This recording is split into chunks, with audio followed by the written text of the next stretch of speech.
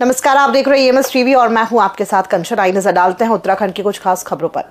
देहरादून स्थित भारतीय सैन्य अकेडमी के ऐतिहासिक ड्रिल स्क्वायर में आज 157वीं पासिंग आउट परेड का भव्य आयोजन किया गया। गौरव, परंपरा और सैन्य गरिमा से परिपूर्ण इस अवसर पर अधिकारी कैडेट्स को भारतीय सेना में कमीशन प्रदान किया गया। ये समारोह अकेडमी के आदर्श वाक्य, वीरता और विवेक तथा कैडेट्स के कठोर प्रशिक्षण, अनुशासन और अदम्य साहस का सशक्त प्रतीक रहा। थल सेना प्रमुख जनरल उपेंद्र द्विवेदी ने परेड की समीक्षा की और नवनिर्मित अधिकारियों को प्रशिक्षण सफलतापूर्वक पूर्ण करने पर बधाई दी। उन्होंने युवा अधिकारियों के उच्च स्तर के अनुशासन, नेतृत्व क्षमता और सहन शक्ति की प्रशंसा करते हुए उन्हें भारतीय सेना की गौरवशाली परंपरा का निर्वहन करने तथा निष्ठा, प्रतिबद्धता और सम्मान के साथ राष्ट्र सेवा करने का आह्वान किया। अपने संबोधन में उन्होंने कहा कि सेना में कमीशन प्राप्त करना केवल प्रशिक्षण की समाप्ति नहीं है, बल्कि राष्ट्र के प्रति आजीवन कर्तव्य और निस्वार्थ सेवा की शुरुआत है।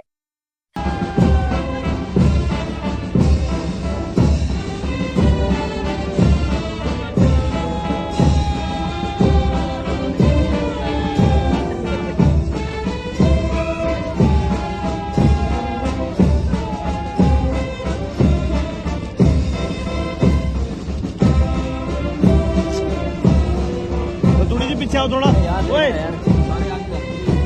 अकादमी का नया निशान 15 दिसंबर 1976 को भारत के तत्कालीन राष्ट्रपति श्री फखरुद्दीन अली अहमद द्वारा प्रदान किया गया था।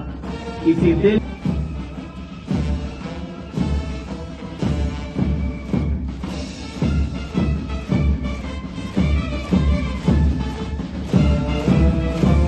The second contingent is being led by Senior Under Officer Shashank.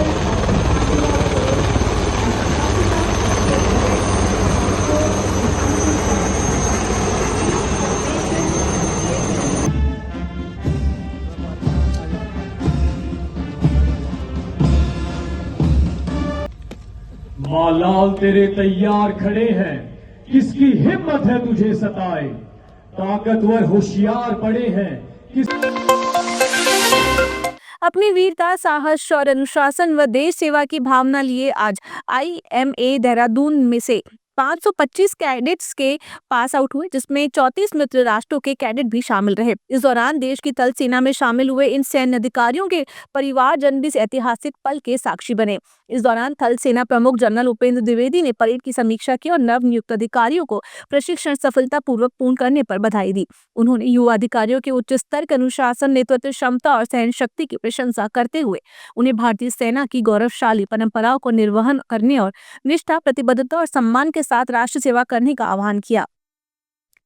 बहुत अच्छा लग रहा है। मैं XND हूँ और ये मेरे 4 साल की ट्रेनिंग के बाद आज मैं कमीशन हुआ हूँ, तो मेरे बहुत अच्छा लग रहा है कि इतनी मुझे बहुत अच्छा लग रहा है। मैंने 3 साल इंडिया में ट्रेनिंग की, 1 साल IMA में ट्रेनिंग की और मैं बस यही कहूँगा आने वाले यूथ को कि बस अपने एम पे फोकस करो, बाकी अपनी सारी चीज़ें अपने आप तुम्हारे लिए अलाइन हो जाएंगी। मुझे बहुत अच्छा फील हो रहा है, मेरे पेरेंट्स के लिए भी। मैं colonel Ram Kumar Singh Bijarnia from Rajasthan, district Jhunjhunu. ये मेरा पोता है, ग्रैंडसन, और मेरे पिताजी भी फर्स्ट वर्ल्ड वार में आर्मी में थे। ये 4th जनरेशन है और देश के लिए समर्पित है। हिंदुस्तान के लिए, देश के लिए भगवान बड़ा है और भगवान इस देश को सलामत रखे। मुनिकीरेती के तपोवन स्थित डेक्कन वैली में कैफे संचालक नितिन देव की 4 गोली मारकर हत्या करने वाले रामवीर गैंग के सुपारी किलर विक्की यादव को पुलिस और SOG की टीम ने यूपी के ग्राम हल्दी बलिया में उसके घर से दबोचा है। गिरफ्तार कर किलर को आज मुनिकीरेती थाने लाया गया। पूछताछ के बाद आरोपी को पुलिस ने कोर्ट के आदेश पर जेल भेज दिया। मामले में विक्की यादव का दूसरा साथी प्रकाश पांडे पहले ही टिहरी जेल में बंद है। हत्या की साजिश रचने और सुपारी देने वाले विपिन नैयर भी पॉक्सो के मामले में जिला कारागार देहरादून की हवा खा रहा है। सुपारी किलर से विपिन नैयर को मिलवाने वाला विमलेश भी जेल की सलाखों के पीछे बंद है। पुरी के कंडोलिया मैदान में आज सांसद खेल महोत्सव का शुभारंभ खेल मंत्री डॉक्टर मनसुख मांडविया ने किया। इस अवसर पर गढ़वाल सांसद अनिल बलूनी भी विशेष रूप से मौजूद रहे। खेल मंत्री डॉक्टर मनसुख मांडविया ने कहा कि केंद्र सरकार पहाड़ी क्षेत्रों में खेलों को बढ़ावा देने के लिए लगातार प्रयास कर रही है। उन्होंने कहा कि सांसद खेल महोत्सव पहाड़ों के युवाओं और खेल प्रेमियों को आगे बढ़ाने का एक महत्वपूर्ण मंच प्रदान करेगा। उन्होंने बताया कि खेलो इंडिया और फिट इंडिया जैसी योजनाओं के माध्यम से देश भर के खिलाड़ियों को बेहतर अवसर दिए जा रहे हैं ताकि प्रतिभावान खिलाड़ी आगे चलकर देश का प्रतिनिधित्व कर सके। केंद्रीय मंत्री ने कहा कि प्रधानमंत्री नरेंद्र मोदी के नेतृत्व में देश में खेल संस्कृति को मजबूत किया जा रहा है, जिसका सकारात्मक असर दिखाई दे रहा है। आज देश में खेलों का स्तर तेजी से बढ़ रहा है और युवा खिलाड़ी राष्ट्रीय और अंतर्राष्ट्रीय स्तर पर अपनी पहचान बना रहे हैं। इस अवसर पर बड़ी संख्या में खिलाड़ी, खेल प्रेमी और स्थानीय लोग कंडोलिया मैदान में मौजूद रहे। जोरदार तालियों से आप सभी लोग सभी अतिथिगणों का अभिनंदन करेंगे।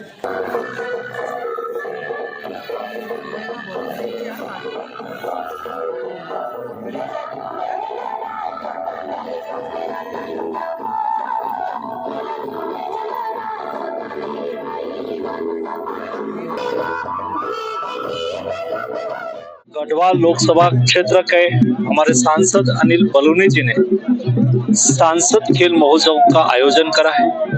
इस आयोजन के उद्घाटन के अवसर पर मुझे आने का अवसर मिला। इतनी बड़ी संख्या में पहाड़ी क्षेत्र के युवाओं ने इस सांसद खेल महोत्सव में भाग लेके मोदी जी की खेल संस्कृति को बढ़ावा दिया है। यहाँ के युवाओं में स्पोर्ट्स स्पिरिट देख के मैं अवश्य कहूंगा कि आने वाले दिनों में गढ़वाल लोकसभा क्षेत्र के युवा स्पोर्ट्स में अपने कैरियर बना के गढ़वाल, उत्तराखंड और भारत का नाम रोशन करेगा। कि जब हम इसका समारोह करेंगे तब बड़ी संख्या में हमारे पास ऐसे युवाओं की सूची होगी जिनमें प्रतिभा है, जो देश और विदेश में गढ़वाल का नाम जाके रोशन कर सकेंगे, जो खेलों में और आगे बढ़ सकेंगे। हम ऐसे लोगों को चिन्हित करेंगे, उनकी ट्रेनिंग, उनके लिए जो जो संसाधनों की आवश्यकता है वह सब किया जाएगा। और आप मान के चलिए कि बहुत बड़ी संख्या में ऐसे युवा निकलने वाले हैं जो माननीय मंत्री जी ने भी कहा कि कॉमनवेल्थ तक में हम लोगों का प्रतिनिधित्व करेंगे। अच्छा लग रहा है, अपने होम डिस्ट्रिक्ट में आया हूँ और बहुत खुशी हुई कि यहाँ पर 13,000 से अधिक खिलाड़ियों ने अपना रजिस्ट्रेशन किया जो भागीदारी किया। खेलों के प्रति जो माननीय प्रधानमंत्री जी की इच्छा थी कि ज्यादातर लोग खेलें। उत्तराखंड के पूर्व कैबिनेट मंत्री हरक सिंह रावत ने मीडिया से बातचीत में कहा कि राजनीति में जो कुछ भी इस समय हो रहा है वह ठीक वही है जो वह हमेशा से चाहते थे। उन्होंने खुद को एक पक्का राजनीतिक कार्यकर्ता बताया और कहा कि वह छात्र राजनीति से आए हैं। इसके साथ ही उनका कहना है कि भले ही उनकी पीएचडी मिलिट्री साइंस में है, लेकिन राजनीति की समझ उन्होंने लंबे अनुभव से हासिल की है। मीडिया में बढ़ती चर्चाओं पर हरक सिंह रावत ने तंज कसते हुए कहा कि बिना किसी प्रचार खर्च के उनका नाम लगातार सुर्खियों में बना हुआ है। उन्होंने मीडिया कर्मियों का धन्यवाद करते हुए बीजेपी नेताओं पर भी निशाना साधा। रावत का कहना है कि बीजेपी के लोग जितना उन्हें गिराने की कोशिश करेंगे वो उतना ही आगे बढ़ते जाएंगे। उन्होंने ये भी कहा कि कुछ लोग उनके खिलाफ लिखते हैं, लेकिन बड़ी संख्या में लोग उनके पक्ष में भी लिख रहे हैं। मैं पक्का राजनीतिक, मैं छात्र राजनीति से आया हूँ ना, कुछ तो पीएचडी, मैं मिलिट्री साइंस में पीएचडी की है, लेकिन मैंने सही मायने में देखा जाए तो मैंने राजनीति में भी पीएचडी हो गया हूँ। अरे बिना खर्चे पर्चे के चर्चा, अभी खर्चा भी नहीं किया मैंने, अभी पर्चा भी नहीं किया, और आप लोग चर्चाओं में ला रहे हो, मतलब आप लोगों की कृपा है। मैं तो आप लोगों को बहुत धन्यवाद दे रहा हूँ। और मैं महेंद्र भाई का, भाजपा के सारे लोगों का, जितना वो मुझे गिराएंगे, कुछ लोग मेरे खिलाफ मैं देखता रहता हूँ, खिलाफ भी लिखते हैं लेकिन लोग पक्ष में भी लिखते हैं। गोवा क्लब में हुए भीषण अग्निकांड के बाद फायर विभाग शहर के होटलों, अस्पतालों, शॉपिंग मॉल और बड़ी व्यावसायिक इमारतों की अग्नि सुरक्षा को लेकर हरकत में आया है। विभाग ने युद्ध स्तर पर इन प्रतिष्ठानों में अग्नि सेफ्टी मानकों के ऑडिट पर काम करना शुरू कर दिया है। ऑडिट के पहले दिन एक होटल और एक अस्पताल का निरीक्षण में अग्नि सुरक्षा मानकों में कमियां पाई गईं। फायर विभाग ने इन कमियों को पूरा करने के लिए संबंधित संचालकों को 3 दिन का समय दिया है। विभाग ने स्पष्ट चेतावनी दी कि यदि समय सीमा के भीतर सेफ्टी मानक पूरे नहीं किए गए तो उनके खिलाफ कड़ी कानूनी कार्रवाई की जाएगी। एफएसओ सुनील दत्त तिवारी ने बताया कि गोवा की घटना के बाद अग्निशमन मुख्यालय के निर्देश पर विशेष ऑडिट अभियान चलाया जा रहा है। खबरों में फिलहाल इतना ही। दीजिए इजाजत। नमस्कार।